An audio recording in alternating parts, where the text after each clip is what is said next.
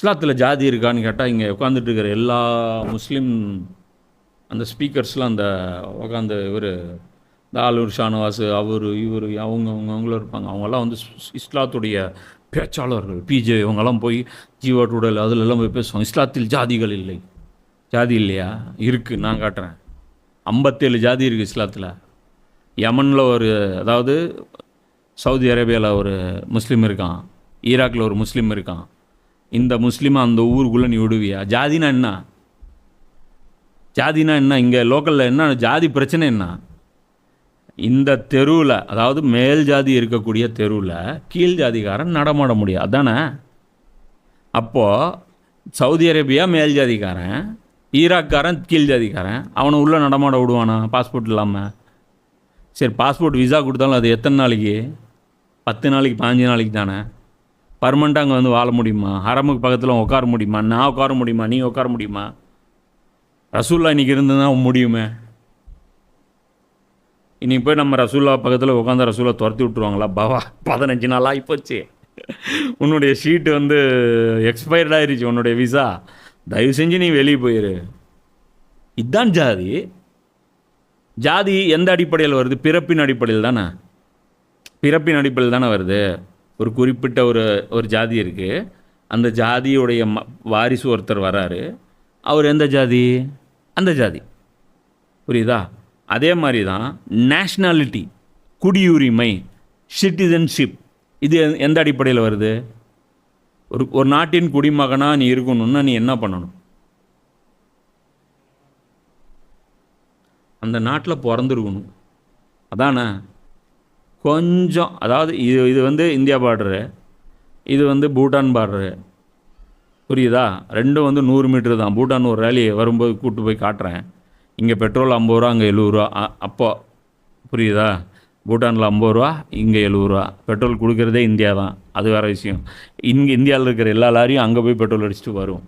அது செக் போஸ்ட்லாம் ஒன்றும் இருக்காது. சும்மா அப்படி போயிட்டு அந்த ஒரு பெட்ரோல் பங்க் மட்டும் அடித்தோம். பெட்ரோல் பங்கில் பெரிய க்யூ நின்றுருக்கும். சரியா? பூட்டான் பார்டர் காட்டுறேன். இங்கே பிறந்தா இவன் இந்தியாக்காரன், அங்கே பிறந்தா அவன் பூட்டான்காரன். அப்போது இது ஜாதி பிறப்பின் அடிப்படையில் எந்த சிறப்பும் கிடையாதுன்னு சொல்கிறது தான் ஜாதி எதிர்ப்பு. அப்போ பிறப்பின் அடிப்படையில் நேஷ்னாலிட்டி வருதுன்னா அதுவும் தானே ஜாதி. ஒரு இந்தியனுக்கு பிறப்பவன் இந்தியனாக தானே இருப்பான். ஒரு பூட்டானிஸ்டுக்கு பிறந்தவன் பூட்டானிஸ்ட் தானே. ஒரு சவுதிக்கு பிறந்தவன் சவுதி தானே. ஒரு ஈராக்கியனுக்கு பிறந்தவன் ஈராக்கியவன் தானே. அவன் அந்த இடத்துல போய் நடமாட முடியாதுல்ல. நீ அவனை மட்டமாக நினைக்கிற, உயர்வாக நினைக்கிற, அது 2ஆம் பட்சம். அவனுக்கு அந்த இடத்துல போகிறதுக்கு உனக்கு அனுமதி கிடையாதுல்ல. அப்போ இதான ஜாதி. இஸ்லாத்தில் எங்கே ஜாதி ஒழிப்பு இருக்குது? இஸ்லாத்தில் எங்கே ஜாதி ஒழிப்பு இருக்கு? நடமாட விட்டுருவியா நீயே? போ, ஜெயிலில் போடுவான். பாஸ்போர்ட் இல்லாமல் போ. எதுக்கு பாஸ்போர்ட்? ரசூல்லா பாஸ்போர்ட் போட்டாங்களா? முஸ்லீம் களிமா மட்டும் போதும், பாஸ்போர்ட் இல்லாமல் போட்டாங்களா? 1924 முன்னாடி அப்படி தான் இருந்துச்சு.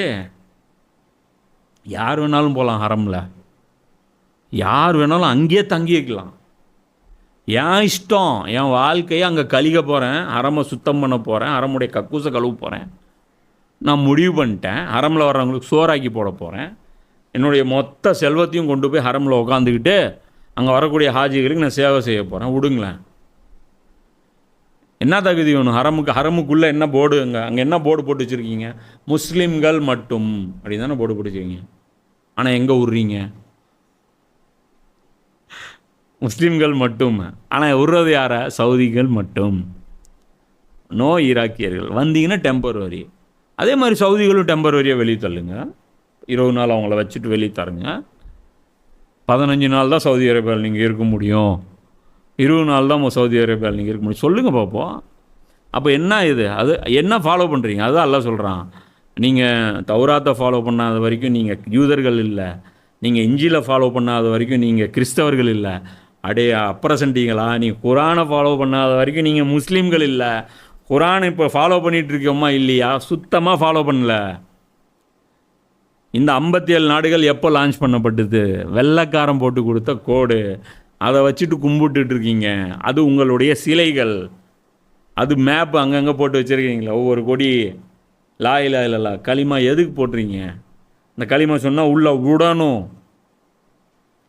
களிமா தான் கிரைட்டேரியா. ஆனால் செக் பண்ணி பாருங்கள் சுன்னத் பண்ணியிருக்கோமா இல்லையான்ட்டு. உங்களுக்கு டவுட் இருந்துச்சுன்னா அதையும் வேணால் செக் பண்ணி பார்த்துட்டு அனுப்புங்க. சரியா? வேணா உங்களுக்கு டபுள் டவுட்டு, எப்படியாவது ஒரு முஸ்லீம் பொய் சொல்லிட்டு வந்தானா என்ன பண்ணலாம் அப்படின்னு செக் பண்ணி பாருங்கள். அதான் நெத்தியை பாருங்கள், எங்கள் நெத்தியை பாருங்கள், எங்கள் தாடியை பாருங்கள், எங்கள் குரான் படிக்கிறத பாருங்கள், எங்கள் தொழுகையை பாருங்கள். உங்களுக்கு திருப்தி ஆகிற அளவுக்கு நாங்கள் முஸ்லீம்னு ப்ரூவ் பண்ணுறோம். ஏன்னா எங்கள் முன்னாடி வந்து நீங்கள் ஹராமானது கறியை கொடுத்து பாருங்கள், நாங்கள் சாப்பிட மாட்டோம். எல்லாம் ப்ரூவ் பண்ணுறோம். எங்களை விட்டுருவீங்களா நீங்கள் ஊருக்குள்ளே? ஜோர்டானில் விட்டுருவீங்களா? குவைத்தில் விட்டுருவீங்களா? குவைத்துடைய கரன்சி எவ்வளோ? இந்தியாவுடைய ₹1, அதாவது குவைத்துடைய ₹1 இங்கே 225 விட்டுருவீங்களா எங்களை வாழ்கிறதுக்கு விட்டுருவீங்களா? என்ன அடிப்படையில் நீங்கள் அங்கே வாழ்கிறீங்க? குவைத்தில் பிறந்தான் அதனால் வாழ்கிறேன், அதான் ஜாதி. நான் குவைத்தில் பிறக்கல அதனால் என்னால் அங்கே வாழ முடியாது, அதான் ஜாதி, அதான் டிஸ்கிரிமினேஷன்.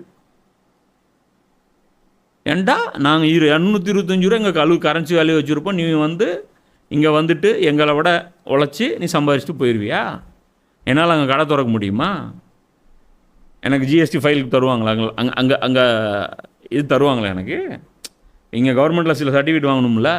நீ போ, ஒரு ஒரு ஒரு சிறு தொழில் நிறுவனம் நீ தொடங்கணும்னு போ, முதல்ல என்ன கேட்பான்? ஆதார் கார்டு கேட்பான், ஸ்கூல் டிசி கேட்பான், என்ன படிச்சிருக்க க்ரைட்டீரியா கேட்பான், ரேஷன் கார்டு இருக்கான்னு கேட்பான். நேஷ்னாலிட்டி முதல்ல நீ ப்ரூவ் பண்ணதுக்கப்புறம்தான் உனக்கு வந்து விவசாய கார்டு கிடைக்கும், உனக்கு பாஸ்போர்ட்டு கிடைக்கும், உனக்கு ஸ்கூலில் அட்மிஷன் கிடைக்கும், உனக்கு அடக்கம் பண்ணுறதுக்கு இது கிடைக்கும்.